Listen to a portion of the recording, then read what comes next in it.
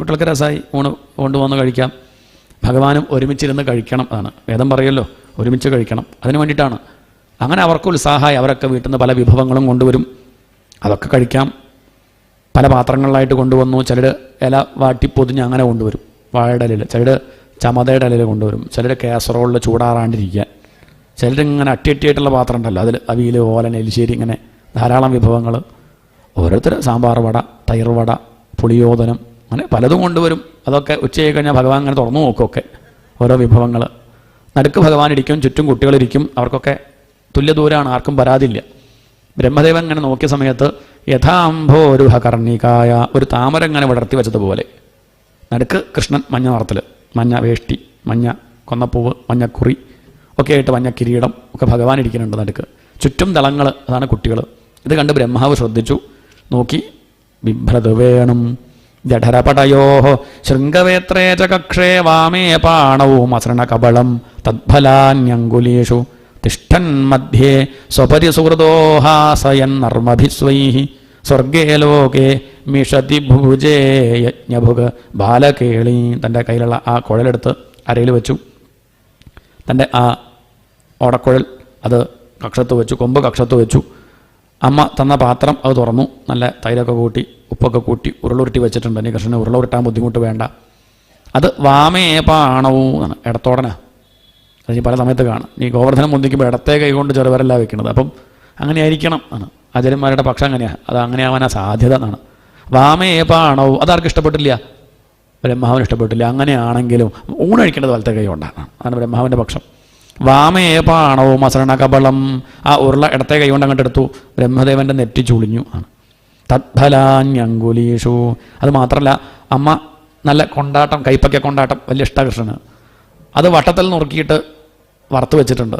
അതെടുത്ത് നടുക്കുള്ള കുരു എന്ത് ചെയ്യും, കുട്ടികളോട് പറയും വായ തുറക്കാൻ, എന്നിട്ട് അങ്ങ് തട്ടിക്കൊടുക്കും നേരെ വായയ്ക്ക് ആണ്. അപ്പോൾ അത് മോതിരം പോലെയായി. അതങ്ങനെ വിരലിടും. തദ്ഫലാനി അങ്കുലീഷു. പിന്നെ പയറിൻ്റെ കൊണ്ടാട്ടം, അതെന്ത് ചെയ്യും, അത് നീളങ്ങനെയാണല്ലോ, അത് ഓരോ വിരലിൻ്റെ നടുക്കിങ്ങനെ തിരിക്കും. എന്നിട്ട് ഒരു കടി ഒരു കൊണ്ടാട്ടം ഒരു ഉപ്പേരി, ഒരു കടി ഒരു കൊണ്ടാട്ടം ഒരു ഉപ്പേരി, ഇങ്ങനെ അങ്ങനെ കടിച്ച് കടിച്ച് കഴിക്കുകയാണ്. കടിച്ച് കഴിക്കാൻ പാടില്ല എന്നാ പറയുക. ബ്രഹ്മാവ് ഇങ്ങനെ നോക്കി, ഒരു എച്ചിലും വറ്റുമില്ലാതെ. ഹാസയൻ നർമ്മഭിസ്വൈഹി, ഉറക്കെ ചിരിക്കുന്നുണ്ട്. വായിൽ ഉരുളയൊക്കെ വെച്ച് ഇങ്ങനെ എന്ന് പറഞ്ഞ അങ്ങനെ ചിരിക്കുകയാണ്.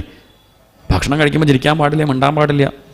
അത് തമാശയൊക്കെ പറഞ്ഞുകൊണ്ട് കുട്ടികളോടൊക്കെ പറഞ്ഞ് ആ കുട്ടികൾ കഴിച്ചതിൻ്റെ ബാക്കി ഒരു മടിയില്ലാതെ എടുത്ത് എച്ചിലാണ്, ഇടയന്മാരുടെ എച്ചിൽ.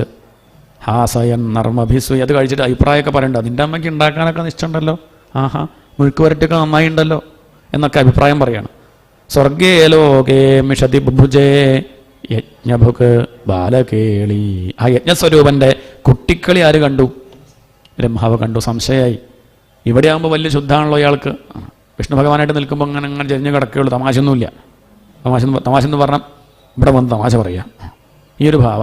അയാൾ അവിടെ നിന്ന് ഇങ്ങനെ ഈ ഇടയന്മാരുടെ കൂടെ തമാശയൊക്കെ പറഞ്ഞ് ആ ഉരുള വായിലിട്ട് കളിച്ചും കൊണ്ട്, യാഗത്തിലൊക്കെ വലിയ വലിയ ബ്രാഹ്മണർ കുറേ കാലം വ്രതം അനുഷ്ഠിച്ചിട്ട് ഹോമിച്ചാൽ പോലും ഭഗവാൻ വന്ന് വാങ്ങില്ല. അഗ്നിദേവനെ പറഞ്ഞയക്കും, താൻ പോയി വാങ്ങിയാൽ മതി. എന്താ അത്? ശുദ്ധം പോരാ, ശുദ്ധം പോരാ. ആ ശുദ്ധം പോരാത്ത ആളിപ്പം ഇവിടെ ആ ഇടയന്മാരുടെ കൂടെ. ഒരു സംശയം, ആൾ മാറിയോ? നമ്മൾ പറഞ്ഞയച്ച ആളല്ലേ? നമ്മളവിടെ നിന്ന് കേമായിട്ട് സത്യവ്രതം സത്യപരം ത്രിസത്യം എന്നൊക്കെ പറഞ്ഞ ഒരാളെ പറഞ്ഞയച്ചല്ലോ. അയാളെന്നെ അല്ലേന്ന് അറിയാൻ വേണ്ടി എന്ത് ചെയ്തു? ബ്രഹ്മദേവൻ ആ പശുക്കുട്ടികളെ മുഴുവൻ സത്യലോകത്തേക്ക് കൊണ്ടുപോയി. കുട്ടികളുടെ കരച്ചിൽ കേൾക്കാണ്ടായപ്പം ഗോപക്കൂട്ടുകൾ പറഞ്ഞു, അതെ കൃഷ്ണ എന്തെങ്കിലും പറ്റിയോ? പശുക്കളുടെ ശബ്ദം കേൾക്കണില്ല. സാരമില്ല, നിങ്ങൾ ഊണ് മുടക്കണ്ട, കഴിക്കൂ, ഞാൻ പോയി നോക്കി വരാ പറഞ്ഞ ആ ഉരുള വായക്കിട്ട് ഭഗവാൻ ആ കുട്ടി ഈ പശുക്കുട്ടികളെ അന്വേഷിച്ച് പോയതാ. പശുക്കുട്ടികളെ കാണാനില്ല, അത് പറയാൻ വരിക. അതേ പശുക്കുട്ടികളൊന്നും കാണാനില്ല കേട്ടോ എന്ന് പറയാൻ വടക്ക് വരുമ്പോഴേക്കും കുട്ടികളെയും കാണാനില്ല. ആര് കൊണ്ടുപോയി? ബ്രഹ്മാവ് കൊണ്ടുപോയി. ഇനി കൃഷ്ണൻ കുടുങ്ങണതൊന്ന് കാണണം. എന്നിട്ട് ആര് കുടുങ്ങി? കൃഷ്ണൻ കുടുങ്ങണതൊന്ന് കാണണം എന്ന് പറഞ്ഞ ബ്രഹ്മാവ് ഇരിക്കുകയാണ്. ഭഗവാനാവട്ടെ തല ചൊറഞ്ഞും കൊണ്ട് സർവം വിധികൃതം, ഇതൊക്കെ എൻ്റെ വിധി. അല്ലല്ല, വിധി പറഞ്ഞ ബ്രഹ്മാവ് എന്ന അർത്ഥം. സർവം വിധികൃതം, ഓ തൻ്റെ പണിയല്ലേ എന്നുള്ള മട്ടിൽ ഭഗവാൻ തല ചൊറഞ്ഞു. ഇനി ഞാനിപ്പോൾ എന്ത് ചെയ്യും? ആ കുട്ടികളൊക്കെ എൻ്റെ കൂടെ വന്നത് എന്നെ വിശ്വസിച്ചല്ലേ, അമ്മമാർ പറഞ്ഞയച്ചത് കൃഷ്ണൻ കൂടെ ഉണ്ട് എന്നുള്ള ബലത്തിലാണ്. പശുക്കുട്ടികളും അങ്ങനെ തന്നെ. തിരിച്ചു പോകുമ്പോൾ ഞാൻ എന്താ അവരോട് മറുപടി പറയുക എന്നൊക്കെ അങ്ങനെ ചിന്തിച്ച് ഭഗവാൻ ആ ഗോകുലത്തിലേക്ക് അവിടെ ആ നന്ദഗോപരുടെ ആ ഗൃഹത്തിലേക്കാണ് പ്രവേശിക്കുമ്പോഴേക്കും എത്ര കുട്ടികളുണ്ടോ അത്രയും കുട്ടികളവിടെ, എത്ര പശുക്കുട്ടികളുണ്ടോ അത്രയും പശുക്കുട്ടികൾ ഒക്കെ ആരായി മാറി? ഭഗവാൻ തന്നെ പശുക്കുട്ടികളും ഗോപക്കുട്ടികളുമായിട്ട് മാറി. യാവത് ശീലഗുണാഭിതാകൃതിവയഃ യാവത് വിഹാരാദികം സർവം വിഷ്ണുമയം. ഇത് കാണിച്ചു കൊടുത്തതാ ബ്രഹ്മാവിന്. സർവം വിഷ്ണുമയം. പണ്ട് തിയറി ക്ലാസ് കഴിഞ്ഞു 2ാമത്തെ സ്കന്ധത്തിൽ 9ാമത്തെ അധ്യായം ചതുശ്ലോകി. ഇതൊക്കെ ഞാൻ തന്നെയാണ് ബ്രഹ്മാവേ, ഈ കാണുന്ന പ്രപഞ്ചം ഞാൻ തന്നെയാണ് ഇങ്ങനെ ആയിരിക്കുന്നത്.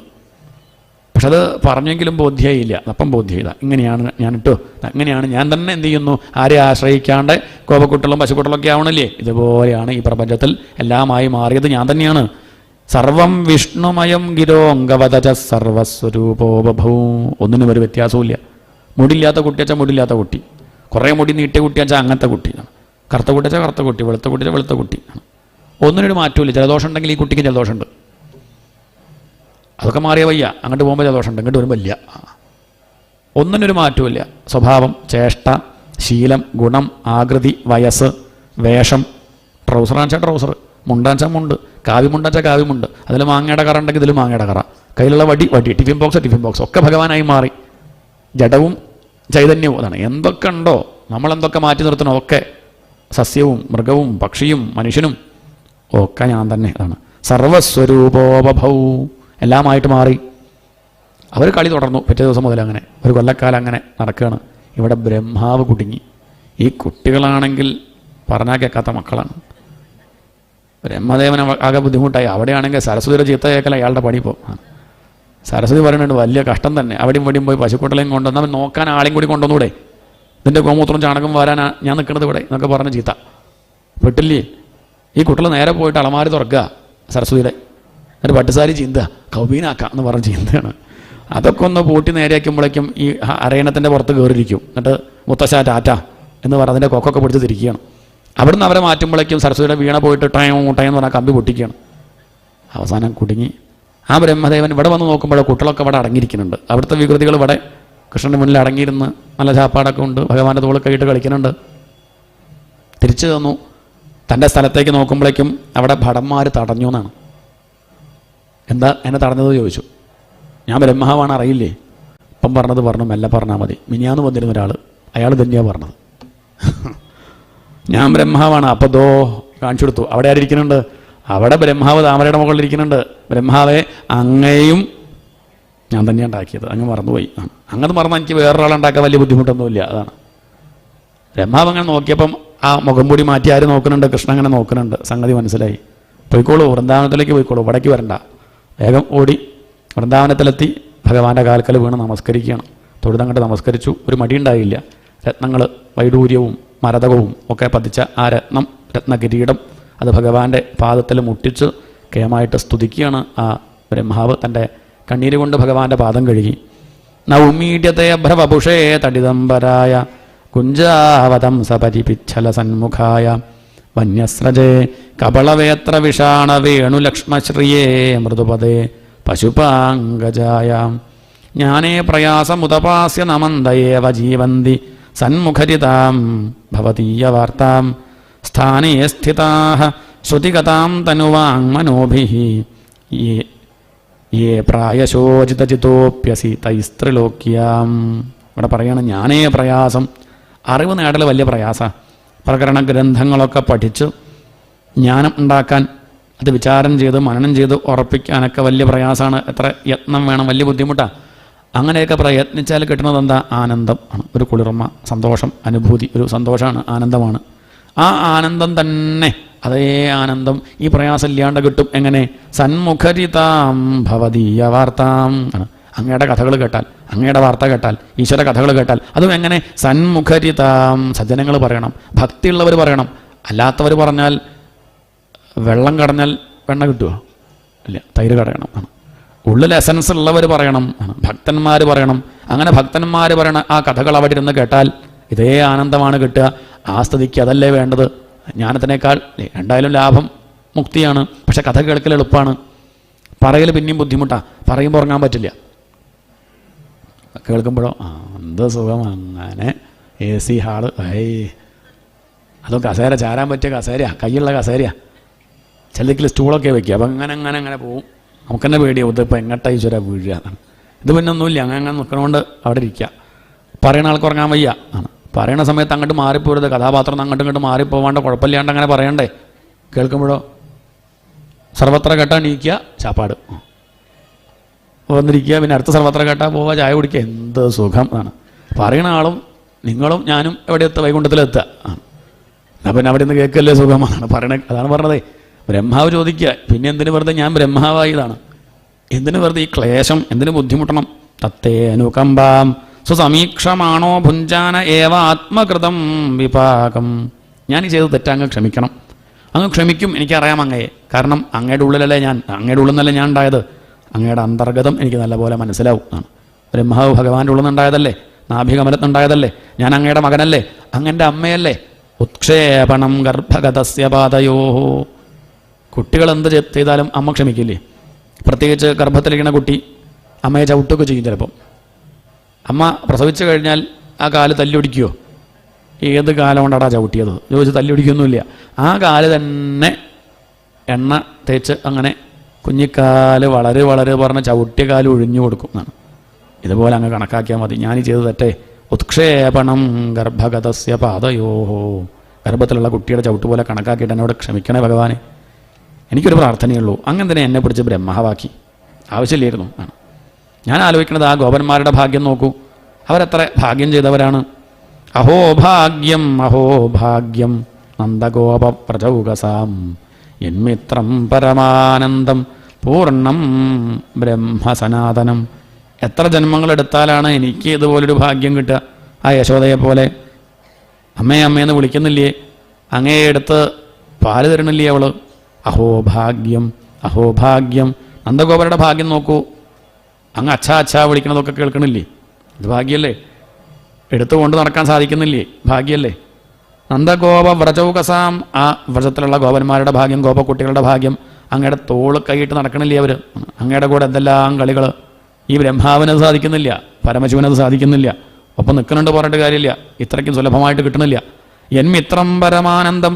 ആ കൂട്ടുകാരെന്ത് ഭാഗ്യം ചെയ്തു, ആ പശുക്കുട്ടികളെന്ത് ഭാഗ്യം ചെയ്തു. അങ്ങയുടെ ആ പാദം നക്കിത്തോർത്താൻ അവർക്ക് സാധിക്കുന്നില്ലേ? അങ്ങ് ചൊറിഞ്ഞു കൊടുക്കണില്ലേ ആ പശുക്കുട്ടികൾക്കൊക്കെ? എന്ത് ഭാഗ്യം ചെയ്തു. എന്നാൽ എന്താ ബ്രഹ്മാവെ അങ്ങയ്ക്ക് വേണ്ടത്? അങ്ങയെ ഞാൻ അച്ഛനാക്കണോ, നന്ദഗോപരാക്കണോ? കുറച്ച് ദിവസം വേണിച്ച് അങ്ങനെ ആക്കാം. പറ്റായൊന്നുമില്ല, വേണമെങ്കിൽ വേണ്ട. എന്താ അത്? അത്ര പുണ്യം എനിക്കില്ല, ബോധ്യമുണ്ട്. അതന്നെ. എന്നാൽ പിന്നെ ഗോപികമാരുടെ ഗോപികയാക്കണോ? രാസക്രീഡയ്ക്ക് കൂടെ നൃത്തം വയ്ക്കാം. വേണ്ട, അത്രയ്ക്ക് പുണ്യം എനിക്കില്ല. എന്നാൽ പശുക്കുട്ടിയാക്കാം. വേണ്ട. പിന്നെ എന്താ വേണ്ടു അങ്ങയ്ക്ക്? തദ്ഭൂരി ഭാഗ്യം ഇഹ ജന്മ കിമപ്യടവ്യാം യത് ഗോകുലേപി കഥമാങ്കൃടചോഭിഷേകം. അത് മതി ഭഗവാനെ. ആ പശുക്കുട്ടികളുടെയും ഗോപന്മാരെയും ഗോപസ്ത്രീകളുടെയും അങ്ങയുടെ അച്ഛൻ്റെയും അമ്മയുടെയൊക്കെ ആ പാദസ്പർശമേൽക്കാൻ പാകത്തിന് ഈ ഗോകുലത്തിലൊരു പുല്ലായിട്ട് ജനിക്കാൻ സാധിച്ചാൽ തദ്ഭൂരി ഭാഗ്യം. അത് വലിയ ഭാഗ്യമായിട്ട് ഈ ബ്രഹ്മാവ് കണക്കാക്കും എന്ന് പറഞ്ഞ് തൊഴുതങ്ങോട്ട് നമസ്കരിച്ചു. താൻ മറച്ച ആ കുട്ടികളൊക്കെ തിരിച്ചു കൊടുത്തു. ബ്രഹ്മാവ് കൊണ്ടുപോയതൊക്കെ തിരിച്ചു കൊടുത്തു. ഭഗവാനാവട്ടെ താനായി മാറിയ കുട്ടികളെ തന്നിലേക്ക് തന്നെ ഉപസംഹരിച്ചു. ബ്രഹ്മലോകത്തൊരു നിമിഷേ കഴിഞ്ഞിട്ടുണ്ടെങ്കിലും ഇവിടെ ഒരു കൊല്ലം കഴിഞ്ഞു. എന്തിനാണിപ്പോൾ ഈ ലീല ഉണ്ടായത്? അത് തന്മാതൃഗണാം ചകസ്യച. രണ്ടു പേർക്ക് വേണ്ടിയിട്ടാണ്. ഒന്ന് ഗോപികൾക്ക് വേണ്ടി, പിന്നെയോ ബ്രഹ്മാവിന് വേണ്ടി. ബ്രഹ്മാവ് തൻ്റെ ഭക്തനാണ്, അദ്ദേഹത്തിന് കാണിച്ചു കൊടുക്കാൻ എല്ലാം ഞാൻ തന്നെയാണെന്ന്. അത് മാത്രമല്ല, തന്മാതൃഗണാം ആ ഗോപികമാർക്ക് അവർ രാവിലെ ആയി കഴിഞ്ഞാൽ വേഗം ഓടി വരും. ഭക്ഷണമൊക്കെ ഉണ്ടാക്കി വെച്ച് വേഗം ഓടി വരും എവിടേക്ക്? യശോദയുടെ ഗൃഹത്തിലേക്ക്. എന്തിനാ? അത് കൃഷ്ണനെ കാണാൻ.